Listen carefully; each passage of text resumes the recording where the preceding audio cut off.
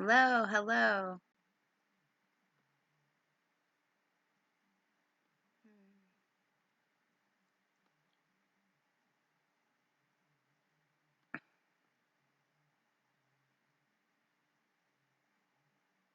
Hmm, I hope people can hear me. Um, oh, let's stop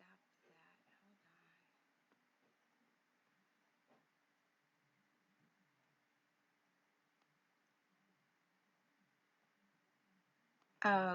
Okay, I think we're good. Hey guys. Okay, I tried to change the resolution to see if that would help, but it doesn't look like it's helping. I'm messing with something real quick. All right, let me see. Let me see if I can change this. Um, I'm trying to see if I can. Normally, I don't have such a problem. Oh, I don't know if it's going to let me change while I'm on it. I may have to do what I just did before. Am I coming off choppy to you guys, or can you see me good? Like, because it's showing on my end that it's like buffering weird, but I want to know for you guys. Like, do you hear and see me okay? Otherwise, I'm going to stop it and try to change it again. Like, it looks okay to me, like on the screen, but it seems weird. Like it says on the top that like my stream health is bad. Okay, so it's clear. As long as it's clear for you guys, I mean, that's fine for me. Let me pop out this chat so I can close this part down. Otherwise, I have to watch myself like on delay, and that's no fun. Okay, so we're gonna put this right here. Now I can see the chat. Fantastic. Okay, so if at any point it gets like not clear or something, just let me know and then I'll see if I can mess with it. I don't plan to be on here for like a super long time because I do have stuff I have to do in a little bit, but I just wanted to stop in, say hello, see how everybody's doing. I'm just making sure I'm in camera because I don't see myself now. So, how's everyone doing today? I've had like a really like lazy day and I don't do that a lot. Like I literally have like sat and caught up on other people's YouTube videos and I feel like a bum. So I figured I'd chat with you guys. So let me see who I have to say hello to. I have to say hello to Jennifer. Hello, Crazy Comedy. Hello, Ray Ray. Yes, I know you still need a couch cushion, Ray Ray. Don't you worry. Hey, Jeff. Um, Yes, right. Kangaroos don't fart. See, trivia comes in handy sometimes. So thank you guys so much for stopping by. There's been a lot of different discussions on my channel, and I don't know if you guys saw the panel I was on Driven Industries channel, and where we had a lot of talk about the Rewired Soul, and which I'd like to say that the Rewired Soul actually unblocked me, and we've been having some conversations on Twitter, on his YouTube channel a bit, so for the moment, he seems to be a little bit more open minded, which is great. Look, I feel like we learn by discussing things with each other. And if we're not open to talking to people, then we're automatically going to like put up a wall. Like, you said something I don't like, so like now I'm not going to talk to you at all. Um, that's never good. I want to make sure that people understand that whenever I say anything, I'm always coming from a place of recovery first. And I want to make sure that people, in recovery are doing what they can, like are having an okay. Oh, well, I just want to make sure that you guys see me. It's so weird. Okay. Are you guys still seeing me fine? Because it's telling me that it's telling me that my stream health is awful, but the video seems to be being so clear, so I'm a little confused. Um, so please tell me if anything's awry because I have just my chat popped out, So I made it so I see nothing but you guys. Uh,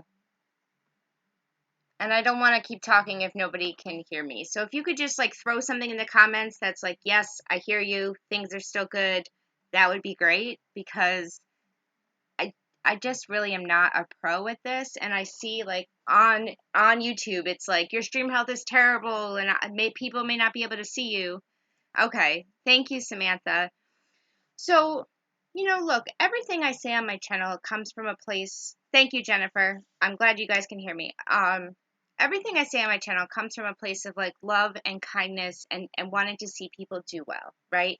And I don't, even when I was talking out about the rewired soul earlier this week, it still wasn't a hate thing. And I just want to make sure like things like that are clear. Like, I never judge people, and I definitely don't judge anybody's recovery programs. I've had a lot of conversations with people on Twitter and in my comments about things like Suboxone. And there's no one right answer for things like Suboxone, right? And a lot of the things that we feel about it are going to come both from data and from our personal experiences. So I'm sure we have all seen people who really, really struggled to get off of it or struggled on it or had bad doctors. And a lot of us have also seen people's lives be saved by it. So I think it's really important to remember that no matter what recovery route you choose, if it's working for you, then that's great. Like if you're on a daily maintenance medication and it's keeping you clean and you're living life and you feel like a part of your family again and you're able to hold a job, then like who am I to tell you that that's the wrong way, right? Like that's not how this works. I also know people who swear by 12-step programs and other people who say that 12-step programs make them feel judged and uncomfortable. Now, just because I would say like, no, I think 12-step programs are a great idea, I'm not going to discredit somebody else's experience, right? Like we all experience things differently. So recovery is part of the things that we experience differently. And reality is all based on perception, right? Like we've heard this said so many times that reality is based on perception. Two people can have the exact, be together, have an experience, and you can ask each of them separately, like, what happened? How'd it go? And they'll both tell you a completely different thing. Even something simple as like a conversation about what they're eating for lunch, right? So I think it's important that we understand that recovery is like not one size fits all. And it's not really anybody's job to judge somebody else's recovery. I get a little bit frustrated. I don't know if that's the right word. When I hear people say, like, well, they're doing this so they're not clean, or they're doing this so they're not clean. One of the things that I've learned, hey, Haunted by Truth, yeah, all around well being is the goal. That's exactly right. So, one of the things I've learned in recovery, if, like, hey, George, how are you? If somebody walks up, that's my benzo hell, by the way. If somebody walks up and says, I'm clean, and they've got a needle hanging out their arm, it is not my job to tell them that they're not clean, right? It's my job to support them and love them and let them know there's a way that they can live life without that needle in their arm, right? But if I go up to somebody and I'm be like, you're not clean, you're doing that, so you can't be clean, that's not a welcoming way to talk to somebody. They're not going to come to you then for help. They're going to look at you as being judgmental, right?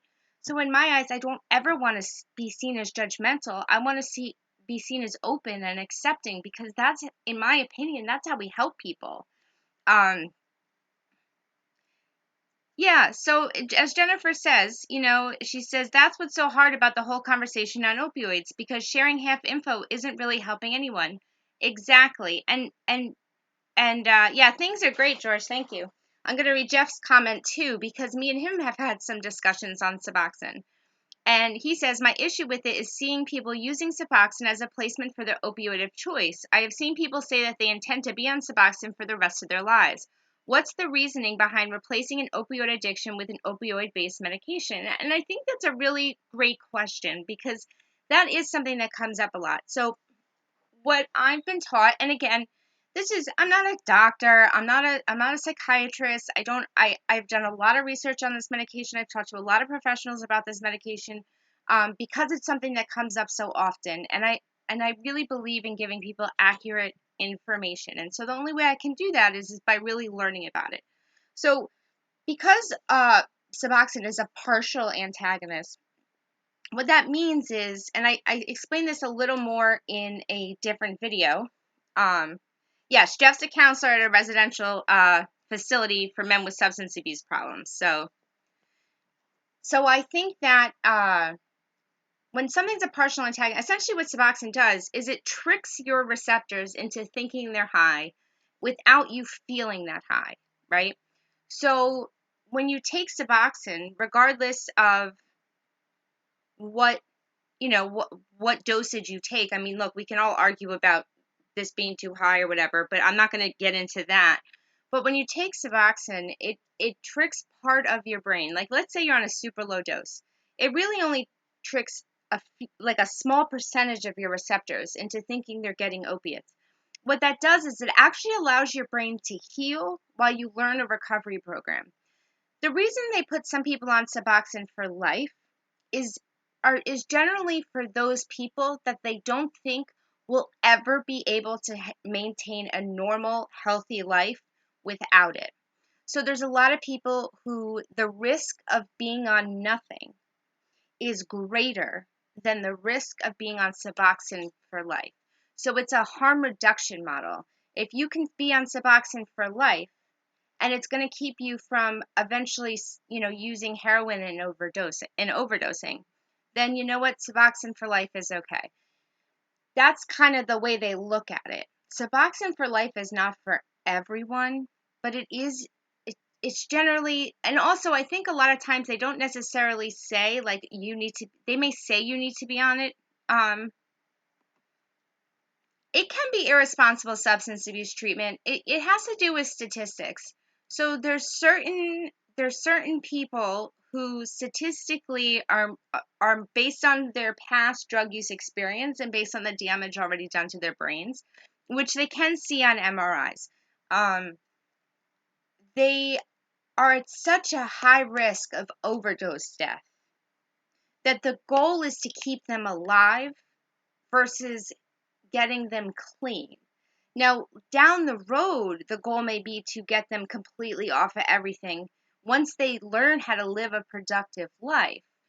So I don't know that the goal is ever starts off as like this should be for life. I think they let people know it can be.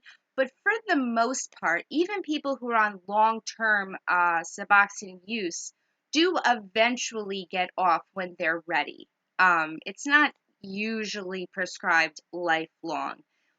Really, that's generally for the people that they're afraid that when they don't have something like that in their system, they're going to use and die, right? Some people just aren't ready to ever be clean.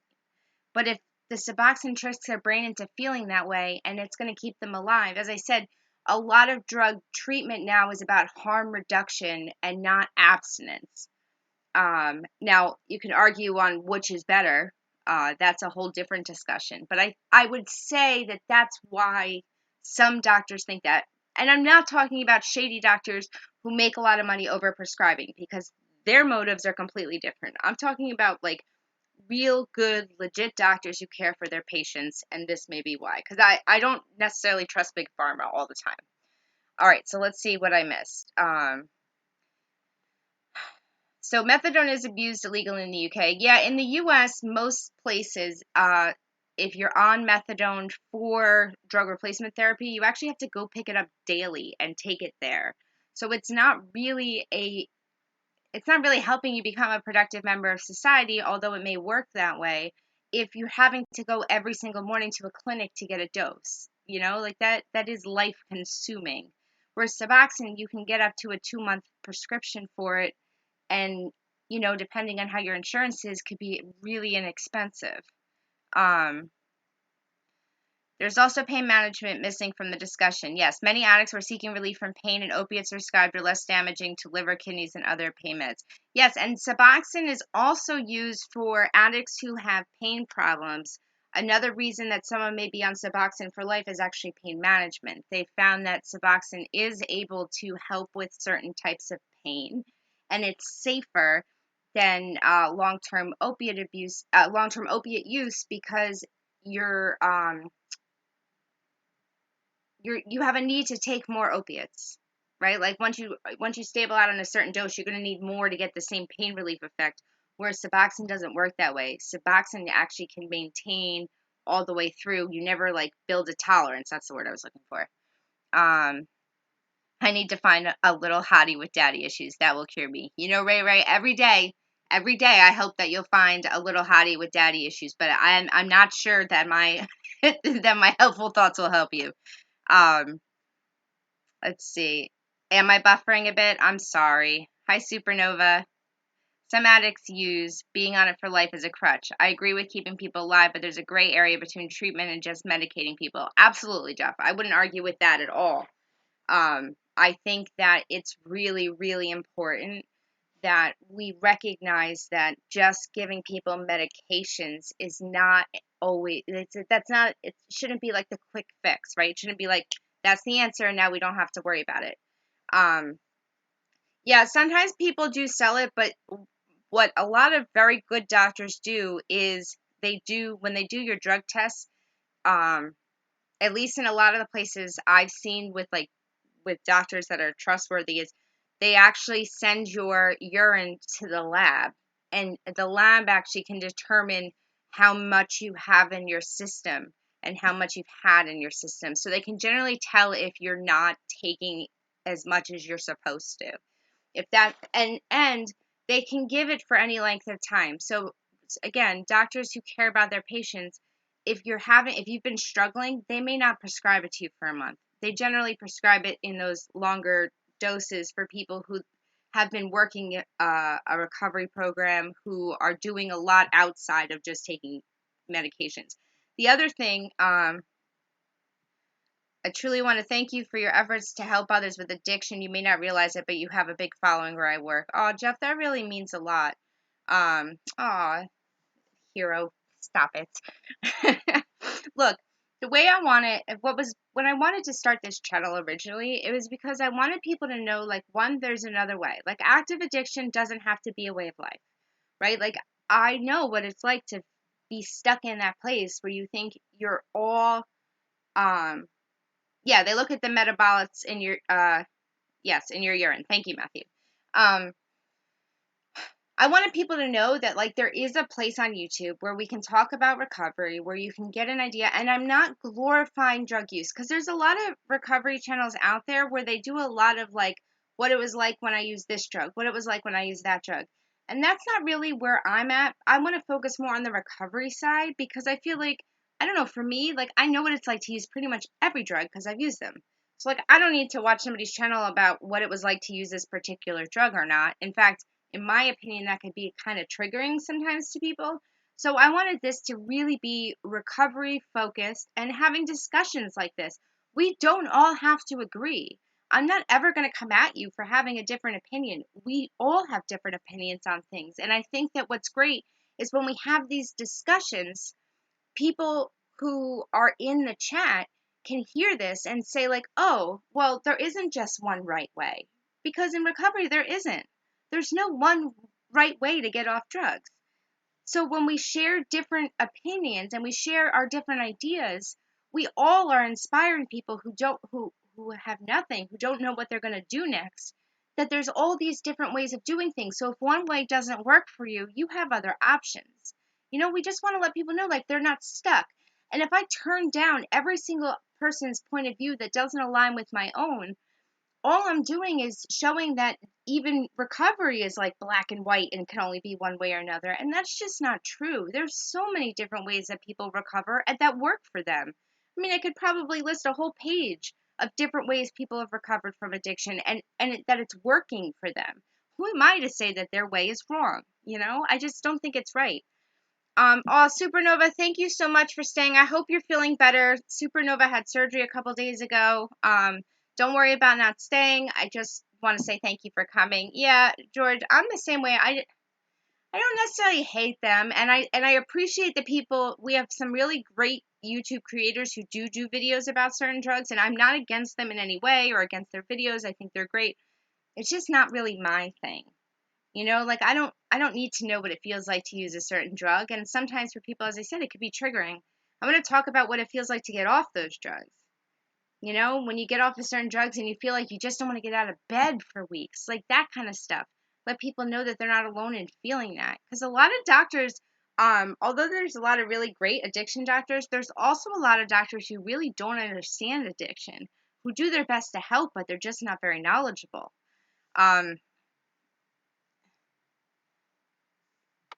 Matthew, Sue, young lady, that's not nice.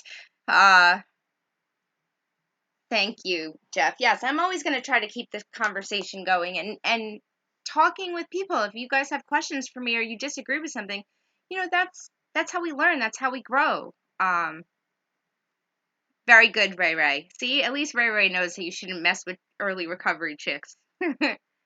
Oh, I'm glad you're learning, George. That really means a lot. Yeah, that's what I worry. I worry that it promotes drugs to kids. But again, that's just my feeling. I'm not dissing on people. That maybe some people find that helpful. They use it for identification. I don't know. Yeah, sharing how we're feeling.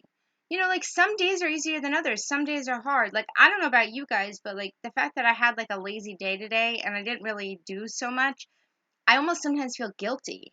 Like there was other stuff I should do, like sitting and just relaxing for the day like makes me feel like I did something wrong. And then like I'm all up in my head, like was there something I was supposed to do? Like should I rush and do things now? Like what do I do? Like am I going to have to do extra tomorrow? It's and I don't know why that is. There's a lot of parts of regular daily life to me that sometimes I don't know if I feel a certain way because I'm a recovering addict or if I feel a certain way because that's just what normal people feel like. Like I have a really, unless she's really hot, Ray Ray, ha ha ha. I have a really hard time separating out like what's normal for those of us in recovery versus what's normal because it's just normal, right? Like I ask people all the time about stuff like that. Like, do normal people have hard days? Well, of course they do. But for a long time, I thought it was just me. Like I thought it was because of recovery, because of drugs. No, that's why normal people drink coffee too, right? Like a lot of people have trouble getting up in the morning. So I don't have to feel down on myself. I don't have to feel like I'm failing just because I'm tired in a day, right? But oh, I'm sorry to hear that. Hey, Nicole, welcome. I'm not staying on long. We're just kind of talking about recovery. Nicole actually did a video that I didn't get to watch the whole thing of, Real Talk Recovery, where she talked about like NAAA meeting like etiquette, which I think is a really great topic because a lot of people are afraid to go to meetings because they don't know like the right lingo or they don't know how they work. And I think having a video, why'd you have to change your thumbnail? I was really excited actually because Real Talk Recovery used my picture for yesterday's. Is that the thumbnail you had to change? Um, I mean, it wasn't really my picture. It was a picture I took and then I drew on it. But yeah, I think like not understanding what happens when you go into rehab, when you walk into a 12-step meeting, when you go to a methadone clinic, like all of those things, I think, because you didn't want it to be negative. I completely understand. Um, I think it's good that we had these conversation about what it's like. Um, Recovery can be scary. It's scary enough to think about getting off, getting off drugs, right? Like that's scary enough. And if you don't know what to expect in these various different programs of recovery, like that just doubles the fear when it doesn't need to be, right? Like if we explain what these things are, they don't have to be scary.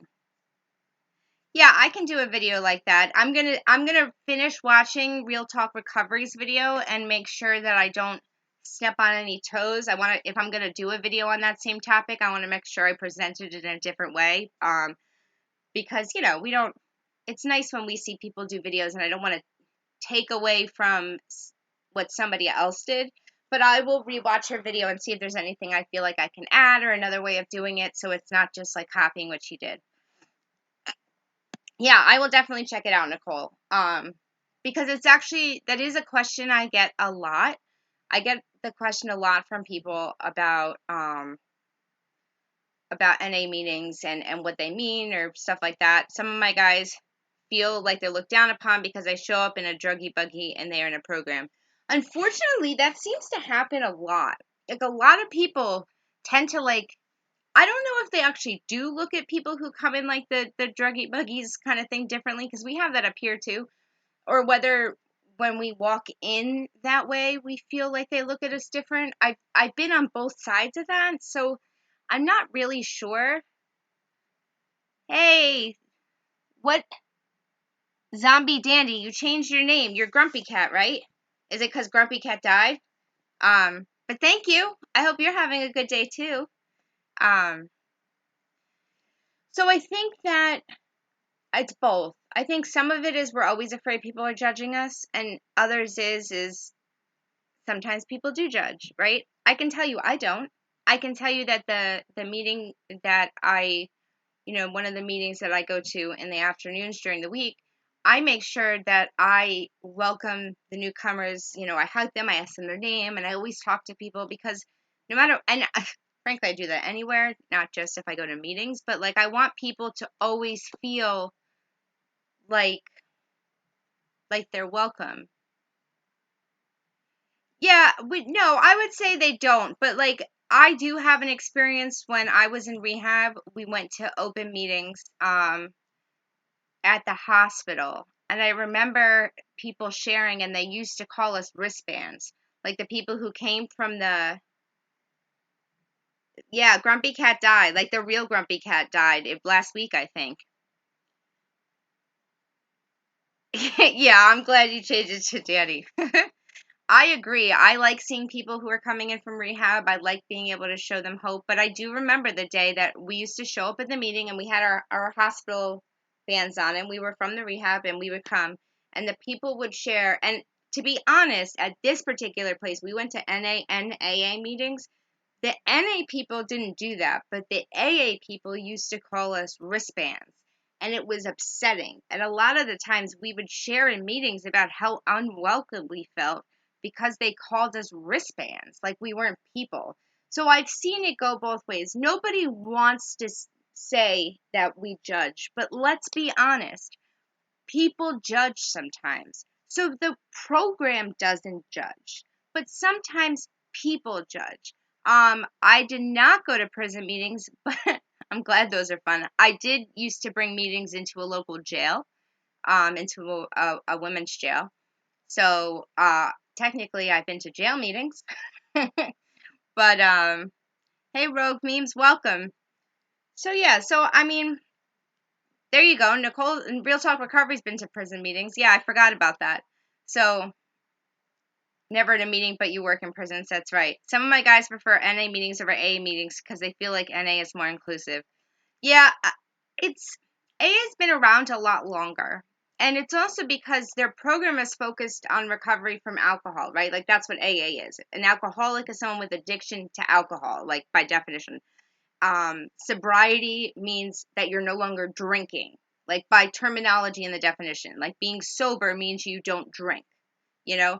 So that's why a lot of people who have issues with drugs prefer NA, because even though it's called Narcotics Anonymous, NA is actually about addiction as a whole. So they don't care what drugs you use, you're still welcome. Um, and the other major difference between AA and NA is that AA has a reading that they call the promises, which is pretty much like if you stop drinking and you get sober, like all these good things that'll happen. And NA doesn't say that. NA says, like, when you stop using drugs, you still got to deal with yourself. And the only promise NA makes is freedom from active addiction, right? Yeah, but the thing is that AA is more prevalent in a lot of places. And some AA meetings are very open to addicts, and they don't have a problem, and NA meetings are always open to anybody who has an alcohol problem, because in NA alcohol is a drug. So NA is all inclusive, where a lot of the other 12-step programs are specific to one thing. It doesn't mean they're not welcoming to people who have other issues. But hey, Fortnite, I didn't read what you wrote before you retracted your message, but hello. Yeah, I mean, they have, because technically you could be like a sex addict and go to NA, right? Because sex is your drug. So that would be like the major difference, and why a lot of times why a lot of times people feel more easily integrated into NA than they do in AA. But it doesn't mean AA's been around a very long time. Uh, they have more people with more clean time in more areas than NA since it's newer. But both programs are good, and it's about what works for you, right? Like if you go where you live and you go, you're a heroin addict, but you like this local AA meeting that's by your house, and then do it, right? Like it's about doing what's going to help you in your recovery. Some places, it doesn't mean every meeting. With being on MAT, I like AA because I don't feel as judged. Right. I can absolutely understand why that would work that way. Since AA primarily focuses on just alcohol, being on maintenance medication wouldn't generally be something they judge, because as long as you're not drinking, then you're technically following their program. So I can see why that would be a good place for people on maintenance medications to not feel as judged, because unfortunately NA does tend to judge not the program. So I think it's really important to separate the program from the people, right? Like the NA program doesn't judge you if you're on maintenance medications at all. It says it's an outside issue. You talk, that's about you and your doctor and whatever. But some people in NA feel that people on maintenance medications aren't clean, which again isn't anybody else's job to judge, right? And it's like anything else. I don't judge anybody for anything. Yeah, exactly. We're not doctors. NA says the same thing, and it needs to be an outside issue, but people have opinions, and that's one of the things on my channel that I try really hard to do is to give you guys my experience, but I don't push my opinions on you guys, because I feel like we all come from different places, and we all, like, I know pretty much everybody in the chat from different conversations or different places in life, and not everybody here is in recovery, but the ones that are, like, we all do something different, right? Like we all work a program that's slightly different than the other. If we're clean and we're productive members of society, then who cares what kind of program we're working? I don't judge other people's program just because it may not be exactly what I'm doing, Yeah, well, I think a lot of times that it's maintenance medications have become something that is happening, right? They are being used a lot more than they ever were before. And so I think it's going to be necessary for 12-step programs like NA to actually address the fact that maintenance medications are an outside issue. Like, I think it's going to have to be said within the program, because too many people are scaring away members who may or may not come because they're on maintenance medications. And that's the last thing that NA would want to do, because NA is a program of attraction. No, look, I completely understand, Jeff. So, as for anybody watching this on replay, Jeff says, I would like to clarify my stance on maintenance medications or medicated assisted treatment. I'm not judging people who are on it. I am, however, questioning the motives of those people who prescribe it. And yes, people do like to feel superior for some reason. I don't understand it at all. So here's the problem, Jeff. There are doctors out there who are really great. They're well educated on the med. They know how to prescribe it correctly. They care about the patients, and they do the right thing. There are also a lot of other doctors who are using Suboxone as a way to make money, right? That does happen. And I think it's important to recognize that it does happen, because if we ignore that fact and we loop all doctors together, then when people have a bad experience, they assume the whole system's bad, right? So there were doctors down in, when I lived in Maryland, the biggest problem in my county was the few doctors that were there. They wouldn't take insurance.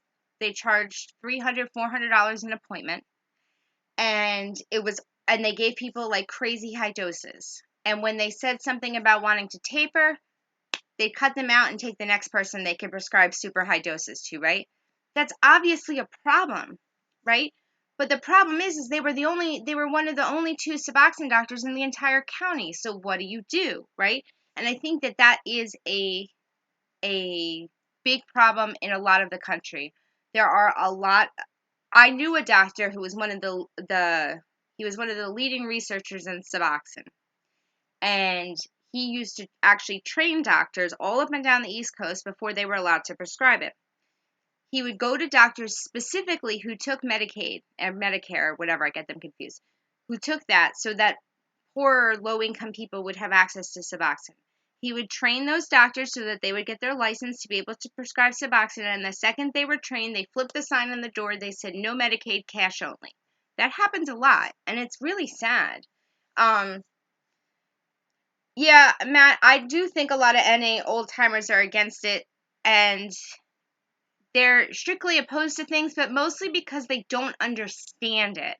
So, in 1996, the Narcotics Anonymous World Board actually put out a bulletin that was like, maintenance medications are bad and people shouldn't do service in the program if they're on it. Now, what that was referring to is at the time, a lot of people were on very, very high doses of methadone. And so they were doing service within the program where they looked really high because they were being overprescribed methadone. It happened for a few years. And so they looked super high. And how are you talking about a program of complete abstinence if you're clearly high as hell, right? Suboxone doesn't work that way. Like, Suboxone doesn't make you high. If a person didn't tell you they were on Suboxone, you'd have no idea. So that bulletin is no longer relevant. But old timers don't know the difference between things like methadone and Suboxone. A lot of people don't. If it's not something that you're around or that's been something that you've researched, like, you wouldn't know. We definitely have to be careful when we do research. Yeah, it is very unethical when doctors take advantage of addicts. Absolutely. Yes, I agree, Nicole. Letting someone be on Suboxone if they need to and then learn the tools that they need for recovery and then taper off, they're definitely going to be in a much stronger place. And that's why it's used. And the studies show that it's helped a lot of people. Um, let's see. It's the methadone thing. They're lumping them all in the same category. Exactly. And most people, like, think about it. Like, how many people go up to a non-addict and say, hey, what do you feel about Suboxone? Most of them would be like, what? They have no idea, right? So if it's not something you're exposed to, if not something you've talked to doctors about, if it's not something that you read professional articles about, how would you know, right? So I also don't judge people for having, having thoughts or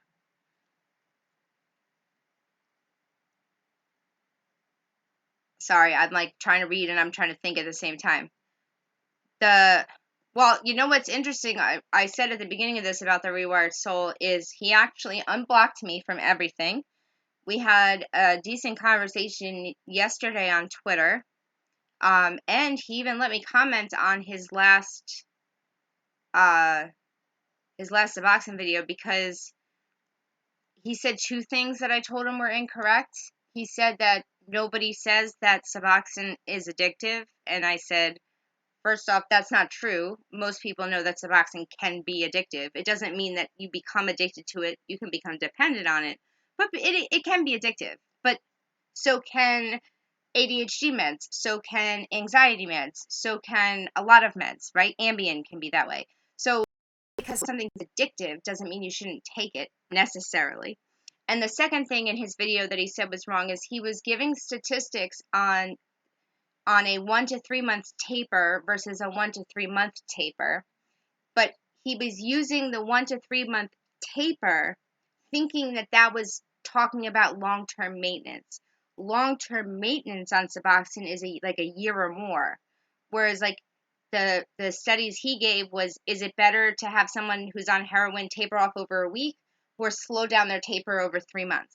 And it showed that there really wasn't any benefit to doing a 1 month taper to a 3 month taper. And so he took that information to mean that that long-term maintenance medication wasn't helpful. So he asked me where I got my information, and I did share with him the information, and he didn't really say much after that. So I assume he read it and realized he was incorrect. Because the studies actually show that they gave a group of people. This is on one of my other videos, but I'll tell you guys. They gave a group of people Suboxone for a year, and another group of people nothing. They gave them a placebo. and there was 20 people in each group. In the group that was on Suboxone, after a year, 75% of them were still clean, where 0% of the people who took the placebo were clean. And in the group who took a placebo, 4 of them died, where none of them died in the Suboxone group. So that's like a significant difference. So those are the kind of things that they're finding when doing the studies, is like it is beneficial in saving lives. And it just depends on who you are and how they need to prescribe it, you know? Sorry, I'm itchy. Yeah, Suboxone does save lives, and it doesn't mean it's for everybody, right? Like, I'm never going to go and be like, you should be on Suboxone, and this one should be on Suboxone. No, I don't know. I don't know you. I don't know what your history is. I don't know what your drug use history was, what your personality issue was, what kind of brain damage you've done through drugs, what your future looks like, where do you live, who do you live with, how close do you have, is your drug of choice in your home? Does somebody take it? Did you just move recently? Are you alone? Did you have a baby? Right? Like, these are all things that can matter, that a doctor will want to know before putting you on any medications, right? So I would never be able to tell a person, well, you should go on Suboxone or you should do this. No, I don't know. I didn't go to that kind of schooling to make those determinations. All I do know is that for a lot of people, Suboxone does save lives. For others, maybe they don't need it, maybe they're using it incorrectly, and it becomes a real problem for them. And tapering off it, I want to say this clear too, and then I'll read more of the chat. Tapering off it, here's the problem. A lot of these shady doctors who overprescribe it, a lot of times when the person in their clinic say they want to taper, they taper them too fast. And they do that because they want them out, because they get paid from the pharmaceutical companies based on what prescriptions they write, and the higher the dosage, the more money they make. So they don't want people tapering in their offices, right? This is for like the shady doctors, not good doctors. So they tend to either cut people out of their office before they taper, or they taper them too fast. So yes, you are going to have a really hard time if you're on Suboxone for 4 years and you're on a dose like 12 milligrams a day, and a doctor takes you from 12 milligrams a day to nothing in a week. You're going to have the worst time of your life, right? Tapering depends on how long you're on it, what dose you're on, how you're healing, how your recovery program's working, what kind of support system you have, all of those things, right? Like lots of things. And a taper can take as much as a year, depending on how long you've been on something and how your body reacts. If you're having like the worst time of your life tapering off Suboxone, then you're probably not doing it correctly. Do you go through withdrawal? Of course you do. But a lot of meds, that happens. If you do it correctly, it's not, people are always like, oh, it's worse than heroin. Yeah, because it lasts longer, because it has a longer half-life. Heroin's out of your system super quick. Suboxone is much slower, so it's a gradual not feeling good. All right, let's see. Yes, I do think there needs to be a lot more conversation between doctors and patients on what they're taking and what it does and what they are responsible for. Exactly. You're a level-headed person, Jexy. I appreciate your honesty, acceptance of various points of view when it comes to recovery. I also really appreciate your friendship. Saving lives truly matters. Thank you, Jeff. Yeah, I think the only way that we can keep growing and learning and helping others in recovery is by being level-headed and really hearing everybody's perspectives, because we don't all think the same way. Yeah, exactly. Nobody's going to suggest Suboxone to anybody. It is physically addictive, though. Yeah, but Matt, some people use the word addictive versus dependent. You become physically dependent on it is actually the way that you would say it. Addictive is more of a psychological thing. So it's, yes, but in the terms when people are talking about it, people generally, like, it probably says it in the DSM-5 as being addictive. Like, it probably in medical books, it probably talks about drugs being addictive, but people get like upset and they think that addictive means like you're an addict versus being dependent. So I was just trying to talk about medications in a way that when I'm saying addictive, I mean like like dependent, if that makes sense. I always thought it was something that the doctor put a person on who was just clean and clean. I work with prisoners who are getting out soon. The prison doctors are putting on it right before release. Yeah. Well, it did used to just be used to taper people off when they first got clean. Like that's originally what it was used for. Then they found that long-term use was helping save lives too. And if you're in prison and you have no recovery program and you haven't been in the outside world and one use could kill you, I can see why the prison would push Suboxone onto those people. It's about saving lives at that point. Um, you can become dependent. I have depression, anxiety. I would never be off my yeah.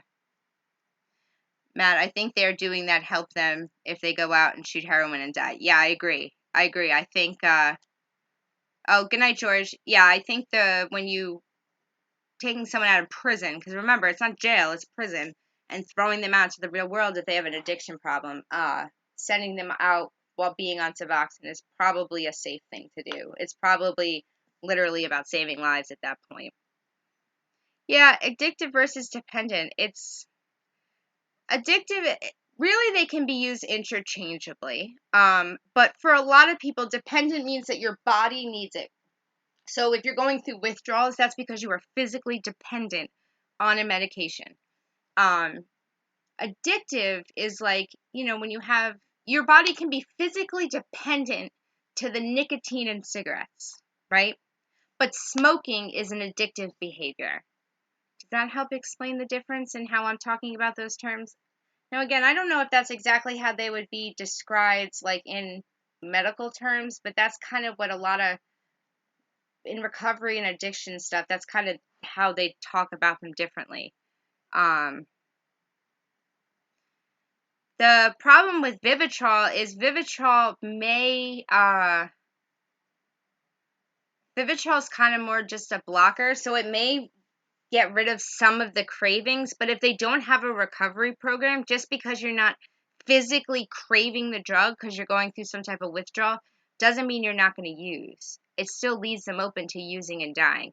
They can switch to Vivitrol once they have like a recovery program, but Suboxone will satisfy that part of their brain that makes them want to use. Vivitrol won't. Um, Yeah, okay. So, like, as Jennifer says, right now she's dependent on her thyroid meds, her asthma meds, and meds for her mental illnesses. If you want, you could say she is an addict, but it would be a bad faith argument. Exactly. You're dependent on those meds, but you're not addicted to those meds. I think that's yeah, I'm saying that I think it is yeah, it depends on the insurance. Nicole, Vivitrol is really some people would say Suboxone is crazy expensive, or it depends on your insurance. It depends on where you get it. Uh, you know, but so what Vivitrol does is it blocks you. Yeah, it blocks you from feeling. It blocks you from feeling the effects. Um, it, it blocks you from. It's supposed to help with cravings. So it blocks your receptors from feeling the effects, and I have to read, like, I don't have my information in front of me. However, it doesn't block your body from absorbing that. So let's say you're on Vivitrol and you shoot heroin, right? You may not feel the way you want to feel. So what you'd probably do is use more, and you probably would OD before you felt the feeling you were looking for. And that's why they probably are putting the patients on Suboxone rather than Vivitrol, because in that situation, Suboxone is probably more likely to save lives because it's giving them their brain, essentially the receptor in their brain thinks it has the drug, even though it doesn't. So you're not craving meds, you wouldn't want to take anything because your brain thinks it has it. So it's a much easier transition. Vivitrol just makes you not crave it. But if you're an addict and you start obsessing over using it, Vivitrol doesn't help, if that makes any sense. So it's sorry, I have a bug bite on my ankle. So, but the thing is that again, these questions, right? These are great questions, and to me, I feel like these are things that people should know. right? Like if you work in a recovery program, if you work at a rehab, if you're an addict, right? We should know what these things mean. We should know the difference. For a long time, I thought that even if you took methadone as a maintenance drug, that you were high. I thought that it just kept your like high stable, so you didn't want to use more. As it turns out, based on peer-reviewed scientific journals, methadone on a maintenance med doesn't make you high. Good night, George. Thanks for stopping by. They say they don't even really know why, but it hits like this stable effect, and it's almost like you taking nothing. They don't feel high at all. It works very much like Suboxone does, and that amazed me because I really, really thought for a long time that the people who took daily methadone were still getting high, and then I felt guilty that I thought that, you know. But oh, you're welcome, Jeff. This has been a great conversation. I am going to have to head off because I have about a half hour until I have to leave and go meet up with Matthew. So thank you guys so much for chatting with me. I really enjoyed this conversation. Maybe we'll do this more and just like, talk about. Okay, come say hello. You're not gonna be able to see yourself. Sorry, my son wants to say hi. Come down. Hello. Say hi. Hi. This is the end of the live stream. Yeah, right? say they see you. Okay. Yeah, All right, wave and then go because I gotta say goodbye. Bye. All right, move over. So I think in the future I'll do more of these live streams where we can talk a bit more about whatever topics come up. Whatever questions that are out there, whatever things we want to discuss. I think there's a lot of things we can learn from each other that are based in recovery and addiction. And, I like having dialogue. It'll be great actually if we get some other people on here who feel completely differently or maybe have experience in something and just kind of see where the conversation takes us. I'm never going to turn away people who have a different perspective than I do, right? Like I want to learn from you. I want to learn. Like I love having Jeff tell me like, he doesn't agree. He thinks that doctors are taking advantage, right? Like and that does happen, right? How are we going to learn if we're not willing to hear other people's perspectives? And when it comes down to it, most of us feel the same way about most issues. We just look at them slightly different, right? Nobody wants to see people overdose and die. Nobody wants to see big pharma take advantage of vulnerable people, right?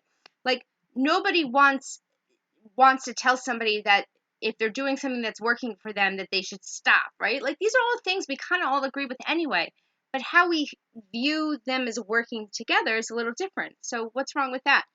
So okay, I am going to say goodbye for now. Thank you guys so much for joining me, and I really really hope you guys have a great rest of your weekend. I'll have a new video up on Tuesday, and again, don't forget Wednesday night 9 p.m. Eastern Standard Time is my live stream trivia, which is always so fun. And also, if you'd like to support this channel and what I'm doing here, I do have a Patreon. The link should be in the description of the live stream. If not, it's in the description of any of my other videos. I do provide like little extra videos for my patrons just because I'm so grateful that people support me in that way. But if not, that's cool too. Thank you guys so much. I really appreciate you stopping by and chatting with me. And I will talk to you all soon. Bye, guys. Now I get the fun part of figuring out how to shut everything down.